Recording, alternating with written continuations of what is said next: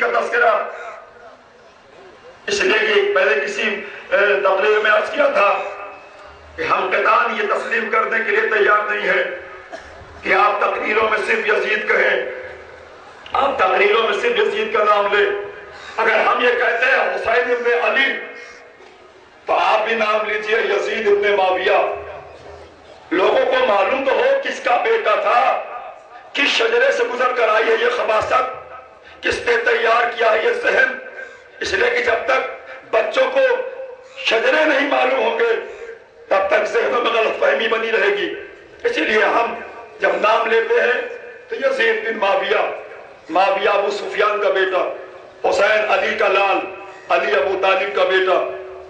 شجرہ طیبہ اور شجرہ خبیثہ کا پتہ تو دیجئے کہ وہ کون لوگ تھے جو اسلام کے خلاف کھڑے ہو کر نواسہ رسول کو قتل کرنے پہ آمادہ تھے۔ ابھی کسی نے میں عرض کیا تھا کہ فاطمہ زہرا پہ کوئی جھوٹے مسلمانوں نے جلتا ہوا دروازہ گرا دیا، لیکن تاریخ خطا نہیں بتا پائی کہ فاطمہ کی خطا کیا تھی۔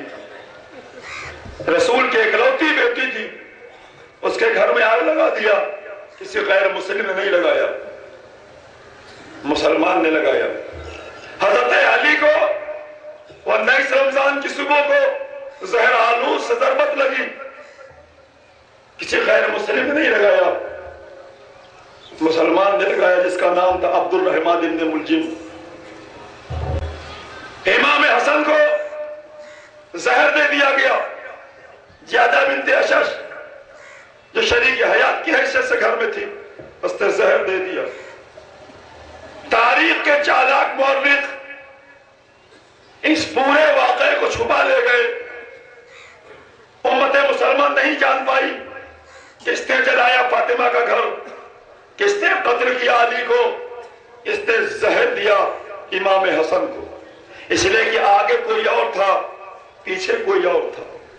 لیکن جب امام حسین نے کربلا کی سرزمین پر یزید کو روکا کہ بس اب رک جا، اب میں تجھے چھپنے نہیں دوں گا، شہروں میں قتل کر کے میرے ماں باپ بھائی کو تو گلیوں میں چھپ گیا، اب میں اسی لیے میدان میں اترا ہوں کہ تمہیں جانے نہیں دوں گا، کربلا کی سرزمین پہ تجھے دنیا کے حوالے کر دوں گا کہ اصل مجرم کون تھا، آؤ اس سے پوچھو اور اس کے شجرے کو دیکھو۔ اسی لیے امام حسین نے جب یزید کو بے نقاب کیا تو کسی میں دم نہ پیدا ہوا کہ کوئی جھوٹا لقب بھی یزید تک پہنچا دے، کوئی یہ کہہ دے کہ بہت اچھا تھا، وہ تو غلطیاں ہو ہی جاتی ہیں۔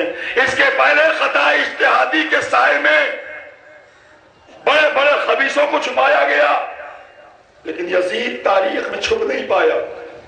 آج پوری دنیا جانتی ہے کہ یزید نے وہ ظلم کیا ہے کہ جو ظلم کائنات کے کسی گوشے میں آج تک نہیں ہوا۔ بس اسی کو بے نقاب کرنا حسین نے کربلا کی سرزمین پہ آ کر اپنے نانا کی حدیث کی تفسیر بیان کی کہ اگر میرے نانا نے کہا تھا میں حسین سے ہوں تو دیکھو میں کربلا میں آ کر اس پورے مشن کا تحفظ کر رہا ہوں جسے میرے نانا اس کائنات میں لے کر آئے۔ جانے گامی ظاہر ہے کہ اس پورے حالات میں جب آپ کربلا کا واقعہ سنتے ہیں، لوگ یہ سمجھتے ہیں کہ شاید مخصوص عقیدے کے لوگ جسے شیعہ کہا جاتا ہے اس پر وہ لوگ بیٹھ کے کربلا پہ روتے ہیں۔ نہیں، کربلا پہ وہ روتے ہیں جس کے دل میں درد ہے اور رسول والا ہے اور انسانیت کا سینے میں سینہ ہے۔ انسانیت کا درد رکھنے والے لوگ روتے ہیں کربلا پر۔ لوگوں کے بیچ ہمارے بھولے مسلمانوں کو چالاک مولویوں نے بیوقوف بنایا کہ تو انہی نے مارا ہے اور پھر یہی رو رہے ہیں۔ عزادارو، یہ سب بےہودہ گفتگو امام حسین کی شان میں کرنا، حالانکہ وہ سارے لوگ باقی نہیں بچتے، مٹ جاتے ہیں صفحے ہستی سے۔ کتنے علماء کا میں نام گناؤں جنہوں نے کربلا کے خلاف آواز اٹھائی، آج ان کا وجود کہیں نہیں ملتا، وجود مٹ گیا۔ اس لیے کہ آج جب ذکر حسین سے ٹکرانے والا مٹ جاتا ہے تو کل حسین سے ٹکرانے والا یزید کیسا مٹا ہوگا، اسی کے مٹنے کا طریقہ آج ہم کربلا کی سرزمین سے لے کر سڑکوں پہ بیٹھے ہوئے ہیں۔ عزاداروں کا ہجوم سڑکوں پر بیٹھا ہوا، بغیر فرش بچھائے ہوئے. آپ جانتے ہیں کہ بھی جب یہ جلوس ختم ہوگا تو پوچھئے گا کہ اس میں بیٹھنے والے جاہل نہیں ہیں، صاحبان علم بیٹھے ہوئے، چند نعرے لگا کے اسلامی کانفرنس کو گونج کر آواز میں ڈالنے والے نہیں ہیں. اس میں کوئی ڈاکٹر ہے، کوئی پروفیسر ہے، کوئی ریسرچ اسکالر ہے، یہ علماء کے بیٹھے ہوئے لوگ ہیں، یہ عالم ہیں، دنیا کی تعلیم میں آگے ہیں، دانشور ہیں. اور آج دانشور بیٹھا کہاں ہے جس کے جسم و لباس میں کبھی دھول نہ لگی، لیکن آج وہی ہمارا بھائی، ہمارا چچا، ہمارا ماموں جو صاف ستھرے بستروں پہ بیٹھتے رہے، آج وہ بغیر کہے ہوئے سڑکوں کی گندگی میں بیٹھ گئے. کیوں؟ اس لیے کہ وہ جانتے ہیں ہماری کیا وقت ہے ان کے سامنے جب میرا مولا حسین خاک کربلا میں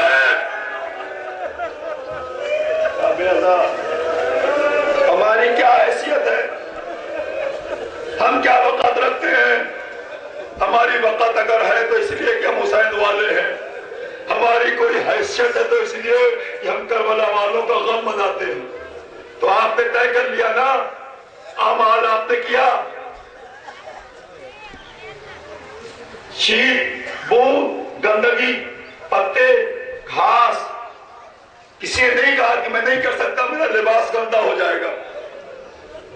سب لپٹے رہے اسی گھاس میں، اپنے رخسار کو رکھے رہے زمین پر. یہ سب ہم کبھی نہیں کرتے، لیکن کرتے ہیں تو روز عاشور. دادارو، آج جمعہ کا دن ہے، آج جمعہ کا دن ہے. آج ہی کا دن تھا جب روز عاشور کربلا میں حسین کی کائنات لٹ رہی تھی. آج وہ دن بھی ہے، آج وہ تاریخ بھی ہے. اصل عاشور کی نقل کرنے آپ یہاں بیٹھے ہیں. جمعے کے دن میرا مولا جہاں امت مسلمہ جمعے کی نماز پڑھ رہی ہوگی، وہاں میرا مولا حسین علی اکبر کا لاشا اٹھائے، قاسم کی لاش کے ٹکڑے، قاسم کی لاش کے ٹکڑے، علی اصغر کا ننھا سا جسم.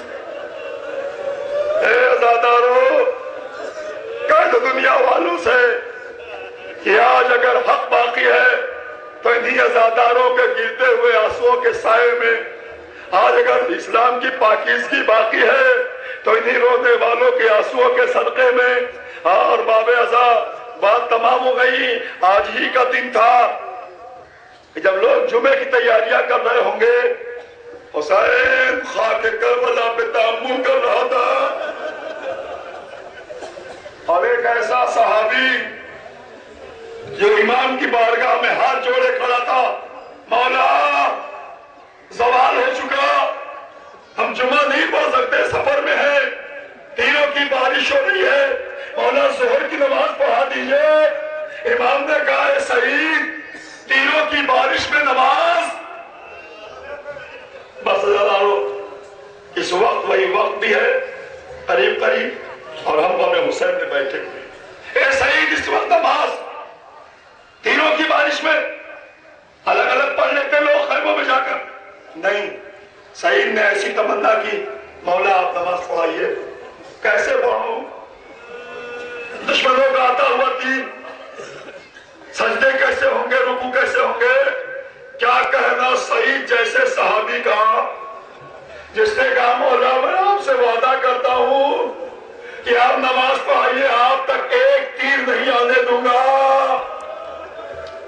باب ازا سعید کے نکلے ہوئے جملے، اللہ نے آبرو بچا لی.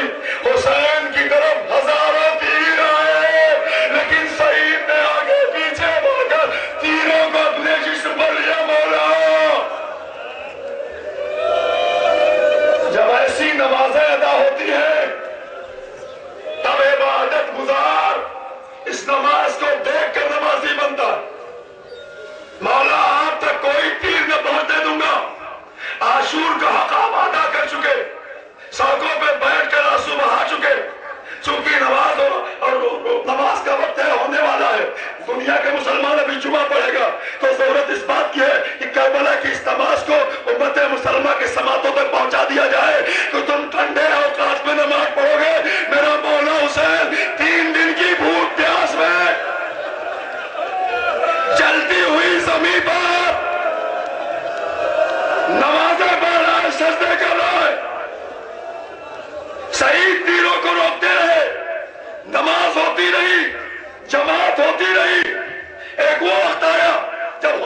نماز تمام کی، جیسے ہی سلام پھیرا ویسے ہی سعید لڑکھڑا کے زمین پر گرے، زمین پہ گرنا تھا، حسین بے چین ہو گئے، مصلح چھوڑا، زمین کے مصلح سے اٹھے، سعید کے پاس ہے، سعید کا زانو اپنے اوپر رکھا،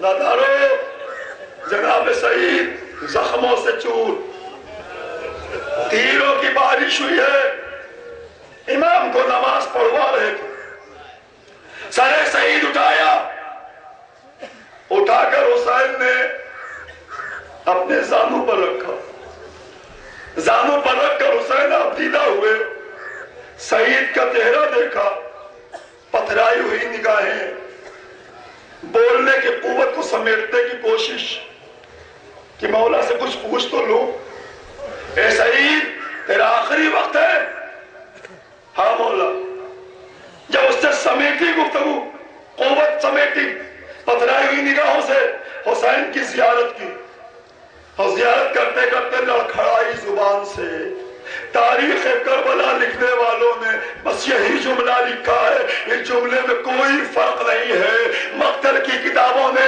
یہی جملہ لکھا ہے کہ جب سعید نے لڑکھڑاتی زبان سے ایک جملہ نکلا، سانپ نے دامن میں تاریخ نے جگہ دی، جناب سعید نے کہا زخمی ہے، خون میں ڈوبا ہوا ہے، عنقریب دم توڑنے والا ہے، سعید نے کہا مولا کیا حق وفا ادا ہو گیا، حسین نے گریہ کیا، اے سعید خدا تمہیں نماز گزاروں میں شمار کرے، اے کربلا کے شہداء، ان عزاداروں کا سلام، اے امام وقت آپ کی بارگاہ میں یہ عزادار پرسا پیش کر رہے ہیں، ماتم حسین۔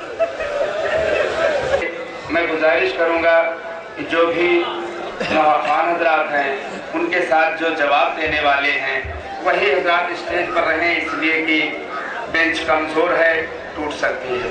نائب صاحب، جناب نائب ہلوری صاحب، جناب سامر ہلوری صاحب، جناب ببلو صاحب، یہ تمامی حضرات نوحہ پیش کر رہے ہیں۔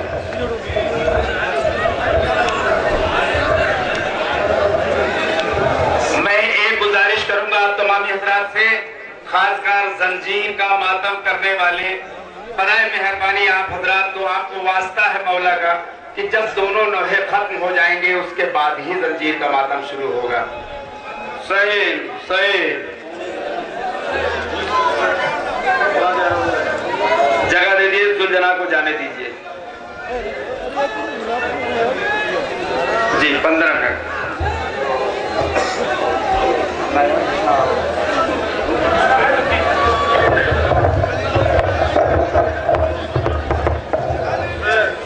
حسینیت کی عزا لا الہ الا اللہ، حسینیت کی عزا لا الہ الا اللہ، حسینیت کی عزا لا الہ